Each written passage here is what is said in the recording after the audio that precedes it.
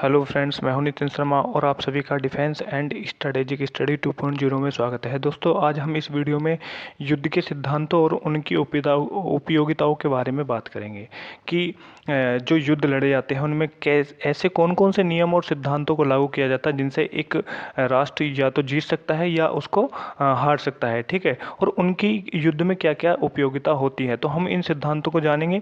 इससे पहले जो हमने वीडियो बनाई थी उसमें हमने जाना था कि युद्ध क्या होता है, युद्ध के प्रकार कितने होते हैं, युद्ध के जो कार्य हैं वो क्या होते हैं, और युद्ध एक राष्ट्र की इकोनॉमी और जनता पर किस प्रकार इफेक्ट डालता है। ठीक है, तो उनके साथ साथ क्या है कि हम देखेंगे कि जो युद्ध के सिद्धांत हैं, युद्ध को लड़ने वाले क्या क्या ऐसे सिद्धांत हैं जिनसे एक सेनापति युद्ध में जो विजय है उसको प्राप्त करता है या पराजय प्राप्त करता है। ठीक है, तो सबसे पहले हम जानने का प्रयास करेंगे उसके परिचय के बारे में कि एक जो सिद्धांत हैं वो सिद्धांत होते क्या हैं। ठीक है, ऐसे कौन से कार्य हैं जिनको हम युद्ध के सिद्धांत कहते हैं। ठीक है, तो इसमें जो पहला पॉइंट है वो जानेंगे कि युद्ध एक आवश्यक बुराई और जघन्य अपराध के रूप में सर्वत्र शाश्वत रूप से व्याप्त रहा है। यानी युद्ध क्या है, एक आवश्यक बुराई है, जघन्य अपराध है। यानी जब भी युद्ध लड़ा जाता है, किसी दो या दो से अधिक राष्ट्रों के बीच जब युद्ध होता है तो उनकी जो सशस्त्र सेनाओं द्वारा जो आपस में आक्रमण किया जाता है उनसे क्या है, हिंसा होती है, और हिंसा से क्या है, जनता का जो नुकसान है वो होता है, और जो सैनिक हैं वो आपस में मारे जाते हैं। ठीक है, तो इसलिए इसको क्या है, एक आवश्यक बुराई के रूप में जाना जाता है और जघन्य अपराध बताया गया है। और ये हम देखते हैं कि जो प्राचीन काल से और आज का जो समय है, हम देखते आ रहे हैं कि जो समय बदला है उसके साथ साथ जो युद्ध के कार्य हैं, परिवर्तन हैं, सब चीज़ बदलते आए हैं, लेकिन कभी युद्ध समाप्त नहीं हुआ है। बहुत सारे जो राष्ट्र हैं सेकेंड वर्ल्ड वार के बाद कुछ ऐसे कन्वेंशन हुए हैं।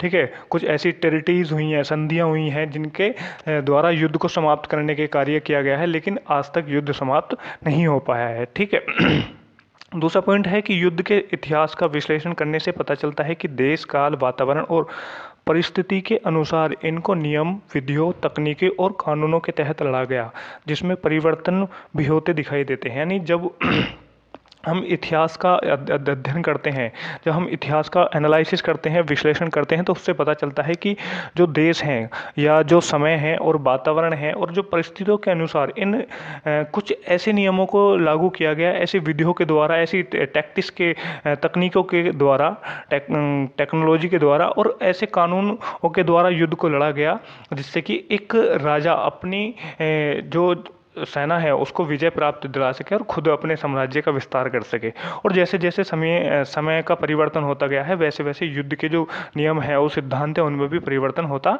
चला गया है। अगर हम देखते हैं कि जब मुगल शासन था, मुगल शासन से पहले भारत में अग्नि को, यानी जो तोप है, तोप खाने का प्रयोग नहीं किया जाता था। लेकिन जब बाबर द्वारा आक्रमण किया गया है तो उसमें क्या है, बाबर ने सबसे पहले भारत में तोपों का यूज़ किया था। तो ये क्या है, कुछ ऐसे नियम लागू कर दिए गए, कुछ ऐसी टैक्टिस लागू कर दी गई जिनके द्वारा जो युद्ध है और युद्ध के सिद्धांत हैं उनमें परिवर्तन आना स्वाभाविक हो गया था। ठीक है नेक्स्ट पॉइंट है कि युद्ध के सिद्धांत उन नियमों या उपायों को कहते हैं जिनके अनुसार कार्य करते हुए एक सेनापति विजयी होता है और पालन न करने के कारण दूसरा सेनापति क्या है, पराजित हो जाता है। यानी कुछ ऐसे जो युद्ध के सिद्धांत हैं, कुछ ऐसे नियमों और उपायों को कहते हैं, कहा गया है, जिनके द्वारा जो एक सेनापति उनका युद्ध में प्रयोग करता है, दूसरा उनकी अवहेलना करता है, यानी उनकी उपेक्षा करता है, तो वह क्या है, युद्ध में पराजित हो जाता है।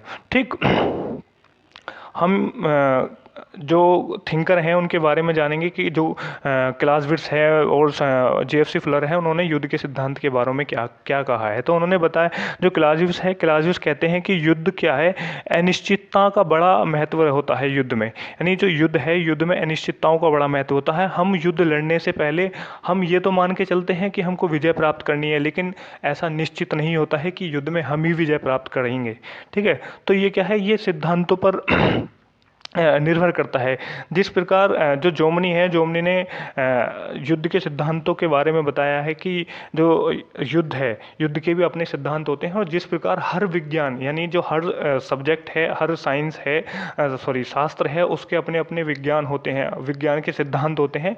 उसी प्रकार जो युद्ध शास्त्र है उसका भी अपने अपने सिद्धांत हैं। ठीक है, युद्ध के भी अपने सिद्धांत होते हैं जिनका परीक्षण भी किया जा सकता है, और कमांडरों की विजय एवं पराजय का विश्लेषण विश्लेषण करके हार जीत के कारणों को खोजा जा सकता है। यानी जब हम युद्ध लड़ते हैं, कोई सेनापति दो सेनापतियों की सेनाएं आपस में लड़ती हैं और जब एक विजय प्राप्त करता है और दूसरा पराजित होता है, तो उसके बाद उनके जो विश्लेषण है, उनके जो कारण हैं हार और जीत के, उनका हम विश्लेषण कर सकते हैं और इससे पता लगा सकते हैं कि किन कारणों की वजह से युद्ध को जीता गया और किन कारणों की वजह से दूसरा सेनापति युद्ध में पराजित हो गया था। ठीक है।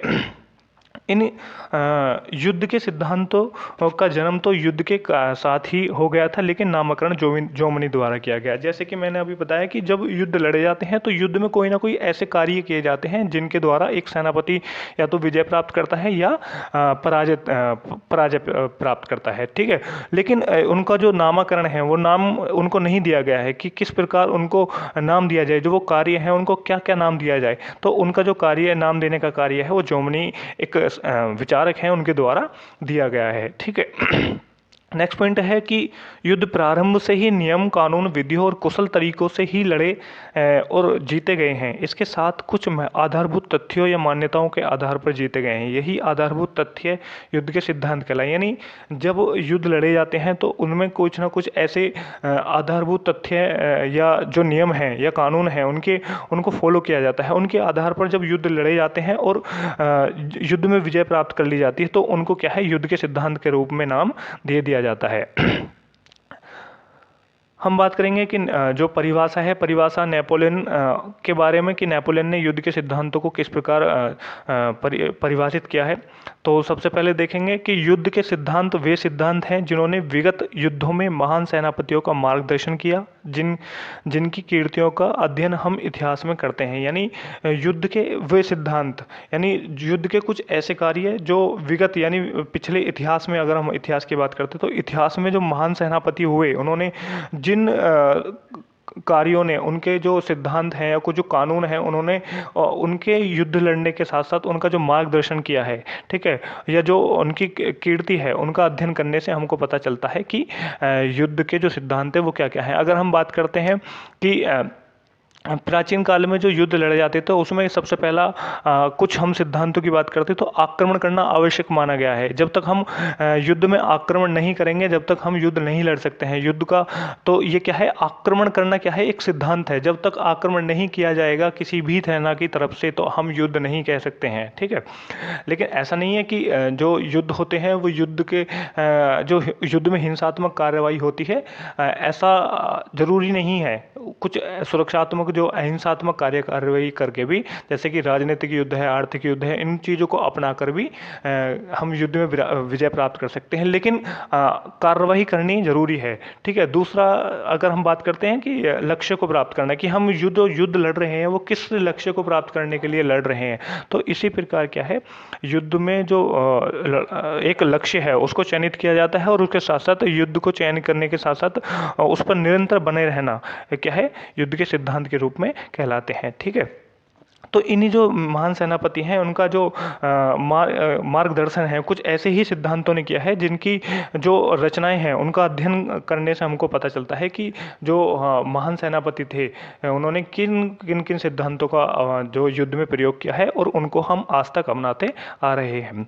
ठीक है। नेक्स्ट पॉइंट है जो जेएफसी फुलर ने लिखी है परिभाषा। उन्होंने बताया है कि युद्ध एक नाटक है और कमांडर उस नाटक का एक योग्य नायक है जो विभिन्न कदम उठाते हुए युद्ध में विजय प्राप्त दिलाता है। यानी युद्ध क्या है, एक नाटक की भांति है। जिस प्रकार हम एक मंच पर एक नाटक तैयार करने के लिए हम नए नए जो नाटक करने का जो नायक होता है, ठीक है, नायक के द्वारा जो नए नए कदम उठाए जाते हैं, ठीक है, उसी प्रकार जब युद्ध क्षेत्र में जो सेनापति है वो अपनी सेना को लेके जाता है तो वो नई नई टैक्टिक्सों के आधार पर अपनी जो सेना है उसको आगे बढ़ाता है और शत्रु पर विजय प्राप्त करने की कोशिश करता है। ठीक है। तो ये क्या है, वो जो टैक्टिक्स के द्वारा जो नए नए कदम उठाए जा रहे होते हैं या जो उनके द्वारा जो कार्य किए जाते होते हैं, उनको जो कुछ कानून है उनको फॉलो किया जाता है, वो क्या है, युद्ध के सिद्धांत के रूप में कहलाते हैं। ठीक है। और हम युद्ध के सिद्धांत के रूप में बात करेंगे कि कितने सिद्धांत होते हैं और कौन कौन से सिद्धांत होते हैं जिनको हम युद्ध में प्रयोग करते हैं और उनका प्रयोग करने के साथ साथ उनको हम अपनी जो विजय को हासिल करने में सहयोग समझते हैं। ठीक है। जोमनी, क्लाउज़विट्ज़ और जेएफसी फुलर ने युद्ध के नियम सिद्धांतों को बताया, निम्नलिखित सिद्धांतों को बताया है। पहला क्या है, उद्देश्य का चयन करना और उस पर स्थिर रहना। यानी सबसे पहले हमारा जो कार्य होगा जब हम किसी भी देश पर आक्रमण करते हैं या किसी भी क्षेत्र पर हम अधिकार करने के लिए जाते हैं, किसी शत्रु पर हमको आक्रमण करना है, तो सबसे पहले हमको चयनित करना होगा कि हमारा जो लक्ष्य है वो हमारा क्या होगा, कि हमारा युद्ध करने का उद्देश्य क्या है। ठीक है, उसको खोजना और उस पर निरंतर कार्य करते रहना। जब हम युद्ध क्षेत्र में जाते हैं तो युद्ध क्षेत्र में हमको ऐसा नहीं है कि हम परिस्थिति कुछ भी हो, विपरीत परिस्थितियां आ सकती हैं युद्ध क्षेत्र में, जरूर कि जो शत्रु है वो शक्तिशाली हो सकता है हमसे भी, लेकिन उस स्थिति में भी अपने जो लक्ष्य है उसको निरंतर बनाए रखना और उस पर आगे बढ़ते रहना, ये क्या है, युद्ध का पहला से जो युद्ध के सिद्धांत है उसके पहला सिद्धांत माना गया है। ठीक है, दूसरा क्या है, आक्रमणात्मक कार्रवाई। यानी जब तक हम आक्रमण नहीं करेंगे तब तक युद्ध नहीं कहलाएगा, जब तक युद्ध नहीं होगा। ठीक है, तो इससे सबसे पहले क्या है, हमको आक्रमण करना आवश्यक है। और आप सबसे जो पहली आक्रमण कार्रवाई है, यानी जो युद्ध का जो पहल करना है उसके हमको बेनिफिट्स होते हैं। ठीक है, कि जो हमारी सेना है उसके जो मनोबल है उसमें एक तो मनोबल बढ़ता है। ठीक है, जो हमारा संग्राम का जो दबाव है, यानी जो लड़ने की जो पहली युद्ध का जो दबाव होता है युद्ध से पहले का, यानी लड़ाई शुरू होने से पहले जिस प्रकार जो दबाव प्रेशर होता है हम पर, अगर हम बात करें कि कोई भी तुम अगर एक एग्जाम्पल के तौर पे ले सकते हैं कि अगर जब तुम किसी कंपटीशन का एग्ज़ाम देने जा रहे हो जिसकी तैयारी तुमने खूब अच्छे से की है, ठीक है, और एग्ज़ाम होने से पहले और जब युद्ध तुम एग्ज़ाम देते हो, ठीक है, उस समय क्या है, घबराहट सी पैदा होती है। और जब एग्ज़ाम हो जाता है उसके बाद जब रिजल्ट आता है तो उससे पहले भी क्या है, घबराहट सी पैदा होने लगती है। तो ये क्या है, ये इसी प्रकार युद्ध क्षेत्र में भी जब सेना युद्ध के लिए तैयार रहती है तो एक प्रेशर कायम रहता है कि सामने वाला जो शत्रु है वो किस प्रकार की टैक्टिक्स को अपनाएगा। ठीक है, तो इससे क्या है, हम जब आक्रमणात्मक कार्रवाई जो हम पहल करते हैं, यानी सबसे पहले जो हमारी तरफ से आक्रमण किया जाएगा, तो इससे क्या है, हमारी जो सेना है उसका जो दबाव है, उस पर जो दबाव है वो क्या है, कम हो जाता है। और दूसरा क्या है, फिर भय से मुक्त हो जाती है हमारी सेना और आगे निरंतर बढ़ने के लिए तैयार रहती है। ठीक, आगे हम जो तीसरा जो सिद्धांत है वो है सरप्राइज, यानी आश्चर्य। किसी दूसरे राष्ट्र की जो सेना है उसको हम किस प्रकार आश्चर्यचकित कर सकते हैं। ठीक है, तो इसमें हम निम्न प्रकार के जो टैक्टिक्स है उसको अपनाते हैं कि जो जैसे कि एक थिंकर थे चीन के, उन्होंने बताया है कि संतजू ने कि अपनी एक कोटेशन दी थी कि पूर्व की ओर धारो और पश्चिम की ओर आक्रमण करो, यानी दिखाना तुमको कुछ और है, करना कुछ और है। ठीक है, तो इसी प्रकार जब हम युद्ध में आक्रमण करने होते हैं, युद्ध क्षेत्र में हम लड़ने के लिए जा रहे हैं, तो हमको शत्रु सेना है उसकी जो कमजोरियां हैं उनको जानना है और उसी आधार पर हमको मतलब शत्रु पर आक्रमण करना है। ठीक है, जैसे कि अगर उदाहरण के तौर पे देख सकते हैं तो हम झेलम के संग्राम में देख सकते हैं। ठीक है, और इब्राहिम लोदी जो तराइन का संग्राम है 1192 वाला, पृथ्वीराज चौहान और मोहम्मद गोरी के बीच हुआ। ठीक है, उसमें क्या है, उसमें जो मोहम्मद गोरी है उन्होंने आश्चर्यचकित किया था पृथ्वीराज चौहान की सेना को, क्योंकि सुबह सुबह ही आक्रमण किया गया था। और अगर हम आज की बात करते हैं 19वीं शताब्दी की, तो उसमें 20वीं शताब्दी की, तो जो भारत पर 1962 में चीन के द्वारा जो आक्रमण किया गया वो भी इसी आश्चर्यचकित जो सिद्धांत है उसको उसमें अपनाया गया था, क्योंकि भारतीय सेना तैयार नहीं थी और जो चीनी सेना है उसने अचानक आक्रमण किया। तो ये क्या है, उसको जो भारतीय सेना है उसको चकित करने का कार्य किया गया था। अब नेक्स्ट है शक्ति की मितव्ययता, यानी इकोनॉमिक ऑफ फोर्स। शक्ति की मितव्ययता का मतलब ये है कि अगर हमारे पास सैन्य शक्ति है, ठीक है, चाहे वो कम है या ज़्यादा है, ठीक, उसको हम किस प्रकार युद्ध क्षेत्र में प्रयोग करते हैं, उसका किस प्रकार हम वितरित करते हैं और कम से कम नुकसान होने पर, ठीक है, या कम सेना है तो उसका हम किस प्रकार उस सेना के द्वारा हम किस प्रकार अत्यधिक लाभ प्राप्त कर सकते हैं, वो क्या है, शक्ति की मितव्ययता कहलाती है। यानी कम सेना द्वारा अधिक लाभ प्राप्त कर लेना क्या है, शक्ति की मितव्ययता है। अगर हमारे पास कम सेना है और कम संसाधन है, उनका हम कितने अच्छे से प्रयोग कर सकते हैं और उनके द्वारा अच्छे से प्रयोग करने के साथ साथ हम शत्रु को कितना पीछे ढकेल सकते हैं, उसको पराजित कर सकते हैं या उससे हम क्या लाभ उठा सकते हैं, ठीक है, वो क्या है, शक्ति की मितव्ययता कहलाती है। यानी कम जो सेना है है उसको हम कम सैन्य शक्ति और जो संसाधन हैं उनका हम अच्छे से प्रयोग करें और युद्ध में जो है अपने जो लक्ष्य है उसको जो क्या है लाभ उठाने की कोशिश करते हैं। ठीक है। फिर आगे जो नेक्स्ट है वो क्या है, गतिशीलता एवं लचक, यानी मोबिलिटी। मोबिलिटी का मतलब ये है कि जब हम प्राचीन काल से देखते आ रहे हैं कि जब पहले जो सेना थी वो पैदल सेना होती थी, ठीक है, उसके बाद घुड़सवार सेना को प्रयोग किया गया, रथ सेनाओं को प्रयोग किया गया, लेकिन जैसे जैसे समय बदलता गया उस समय जैसे जैसे समय बदलता गया उसी प्रकार हथियारों में जो टैक्टिस है उसमें और जो स्ट्रैटेजी है उसमें परिवर्तन आना स्वाभाविक हो गया था। आज के समय में अगर हम बात करते हैं तो युद्ध पहले क्या थे, युद्ध कई कई सालों तक चलते थे, लेकिन आज जो हथियार हैं ऐसे हथियारों का निर्माण कर लिया गया है जो कुछ ही दिनों में क्या है युद्ध को समाप्त कर सकते हैं। जैसे कि परमाणु बम है या परमाणु हथियार है, उसका हम प्रयोग करें तो युद्ध 1-2 दिन में ख़त्म हो जाता है। सेकेंड वर्ल्ड वार और फर्स्ट वर्ल्ड वार क्या है 4-4 5-5 साल के चले, लेकिन जैसे ही परमाणु बम का आविष्कार अमेरिका के द्वारा करके हिरोशिमा और नागासाकी, जापान के हिरोशिमा और नागासाकी पे आक्रमण किया गया तो क्या है जापान ने अगले कुछ दिनों में ही क्या है सरेंडर के लिए तैयार हो गया। तो क्या है,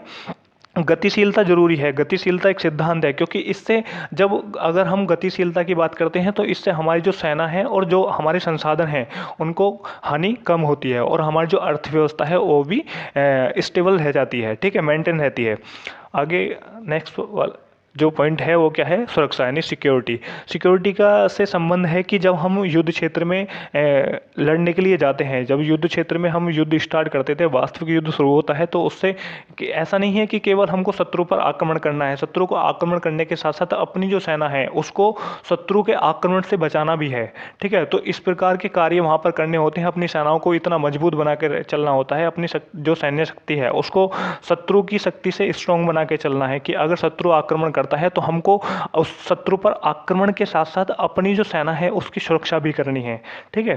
तो ये क्या है, सिक्योरिटी एक सिद्धांत उसमें युद्ध में सहयोग करता है, ठीक है। दूसरा क्या है, नेक्स्ट क्या है, सहयोग यानी कोऑपरेशन। कोऑपरेशन का अर्थ ही इससे होता है कि जब अगर हम वर्तमान की बात करते हैं तो तीनों जो सेनाएं हैं, तीनों सेना जैसे एयरफोर्स, आर्मी और नेवी, ठीक है, जब ये युद्ध क्षेत्र में कार्य कर रही होती हैं तो तीनों का आपस में सहयोग होना जरूरी है। अगर तीनों का आपस में सहयोग नहीं है तो कहीं ना कहीं हमको युद्ध में जो क्या है पराजय का सामना देखना पड़ सकता है, ठीक है। अगर हम प्राचीन काल की बात करते हैं तो प्राचीन काल में भी निम्न जो सैनिक कमांडर हैं उनके अंडर में जो उनके नेतृत्व में सेनाएं कार्य कर रही होती हैं तो उनमें भी आपस में एक सहयोग का कार्य किया जाता है, ठीक है। कि अगर एक टुकड़ी पर आक्रमण किया गया है और वो टुकड़ी उस आक्रमण के लिए उपयुक्त नहीं है तो दूसरी टुकड़ी उसकी सहायता करने के लिए तुरंत तैयार होती है, ठीक है। तो ये क्या है, कोऑपरेशन का जो सिद्धांत है वो यहाँ पे लागू होता है। उसके बाद है कंसंट्रेशन ऑफ फोर्स यानी संकेंद्रण। संकेंद्रण का जो सिद्धांत है वो इकोनॉमिक ऑफ फोर्स और कंसंट्रेशन ऑफ फोर्स, इनका आपस में घनिष्ठ संबंध है। क्योंकि जो संकेंद्रण है, संकेंद्रण का मतलब ये होता है कि हम एक जो हमारी सेना है वो हम उसको कितना अधिक एक ही स्थान पर कॉन्सेंट्रेट कर सकते हैं। यानी मान लिया किसी जो शत्रु सेना है उसका कोई वीक पॉइंट नज़र आ रहा है, ठीक है, और वीक पॉइंट नज़र आने के साथ साथ हमको उस पर आक्रमण करना है और उसको आक्रमण करने के लिए हमको अत्यधिक सेना की आवश्यकता है, ठीक है। तो हम क्या करेंगे, जो हमारी सेना है उसको कुछ सेना को तो कम कम स्थानों पे छोड़ देंगे, यानी कुछ सेना जो कुछ स्थान हैं उन पर हम कम कम सेना को छोड़ देंगे और जो अत्यधिक सेना है उसको हम अपने पास ले आएंगे। तो इससे क्या है, जब हम उस पर आक्रमण करेंगे शत्रु के वीक पॉइंट पर तो उससे क्या है हमको एक पहल मिल जाएगी, यानी प्लस पॉइंट मिलेगा, ठीक है।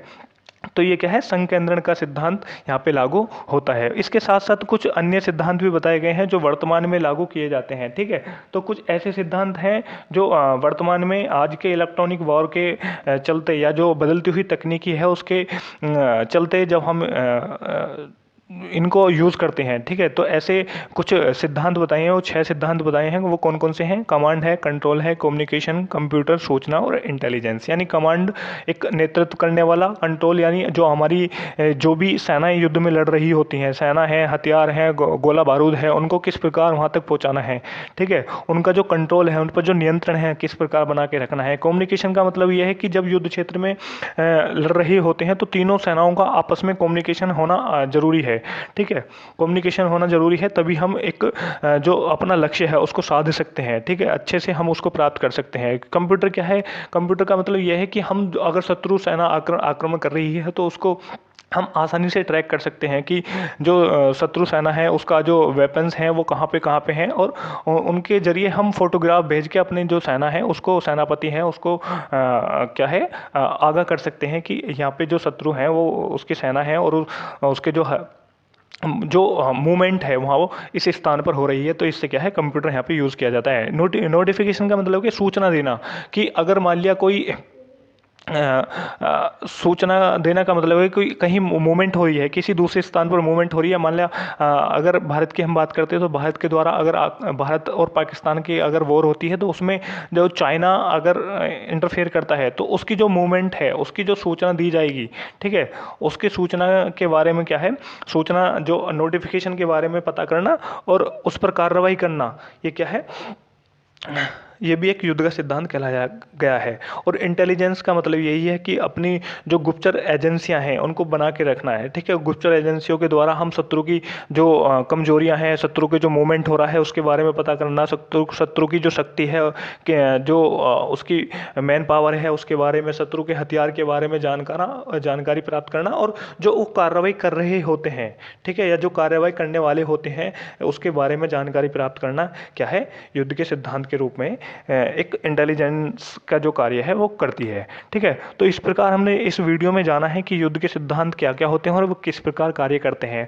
ठीक है, और उनकी युद्ध में क्या उपयोगिता होती है। ठीक है, तो थैंक यू एवरीवन, हमारे इस चैनल को देखने के लिए बहुत बहुत धन्यवाद। और हमारी इस चैनल को जो इसी प्रकार की वीडियो हैं उनको देखने के लिए हमारे चैनल को सब्सक्राइब करें, शेयर करें, ताकि जो आप युद्ध से जो रक्षा अध्ययन विषय है उससे संबंधित सभी बच्चे इस वीडियो को देख सकें और अपना जो पाठ्यक्रम है उसको आसानी से पढ़ सकें।